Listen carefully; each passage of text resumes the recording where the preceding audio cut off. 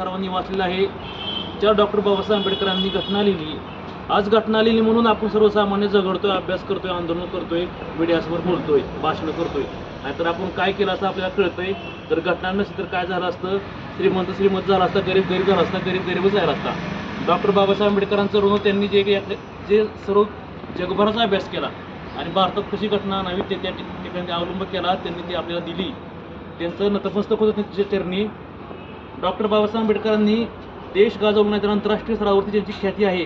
परवाच मी गुगलवर टाकलं जगातील सर्वात मोठी जयंती, तर त्या ठिकाणी 14 एप्रिल जय भीम डॉक्टर बाबासाहेब आंबेडकरांचं नाव आलं. कारण त्या व्यक्तीनं 130 वर्ष झालं तरी अजून नाव गुणगान जय भीम नारा गाजतोय. ते साधं काम नाही, ते काम केलं म्हणून आज ते घडत आहे. आणि त्यांचा आदर्श, त्यांचा वसा आपल्याला मिळाला आहे. आणि त्यांचा आदर्श घेऊन या महाराष्ट्रात नव्हे तर जगभर डंका नाचवण्याची संधी आपल्याला मिळत आहे. त्यांचा आदर्श डोळ्यासमोर नेहमी ठेवला पाहिजे. अडचणीत त्यांचा आधार, अडचणीची पुस्तकं वाचली पाहिजेत.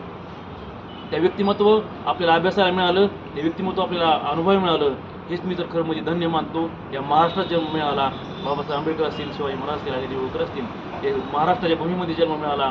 त्यांचं वाचन आपल्याला आपण त्यांना अनुभवू शकलो पुस्तकातून. ते पुस्तक वाचताना शहरी येतात आणि समोर असताना काय झालं असेल ते त्या काळी घडत असेल. त्यांचा आदर्श नेहमी डोळ्यासमोर ठेवा. अधिकारी नाही झाला तरी त्यांच्या घटनेचा आधार घेऊन, त्या घटना पुढे ठेवून त्या गोरगरिबाला आधार देण्यासाठी जिथं जाईल त्या कार्यालयात जाईल. तर डॉक्टर बाबासाहेब आंबेडकरांची घटना जर असेल तर आपल्याला कोण अडवू शकत नाही, कोण आपल्याला वापरू शकत नाही. आपल्याला कुठं नतमस्तक होण्याची गरज नाही, कारण आपला आधार आहे डॉक्टर बाबासाहेब आंबेडकरांच्या घटनेचा. आपल्याला कर्म सांगायची गरज नाही, पण कर्म त्या गोरगरिबाला सांगण्याची खरंच गरज आहे. त्यांना माहीत नाही काय नाही. तर तेच आज या ठिकाणी आपण वसा घेऊया, राज्यघटना तळागाळापर्यंत पोहोचूया. आणि कुणी बेचं नाही, कलम 19, 14, 15, 16 सगळं सांगायचं. सर्व गोरगरिबापर्यंत पोचू. हीच मी या ठिकाणी आज बाबासाहेब आंबेडकरांना मानवंदना देतो आणि इच्छा व्यक्त करतो. आणि त्यांच्या चरणी पुन्हा एकदा नतमस्तक होतो. सर्वांना पुन्हा मानाचा काळजाचा जय भीम, जय भीम, जय भीम.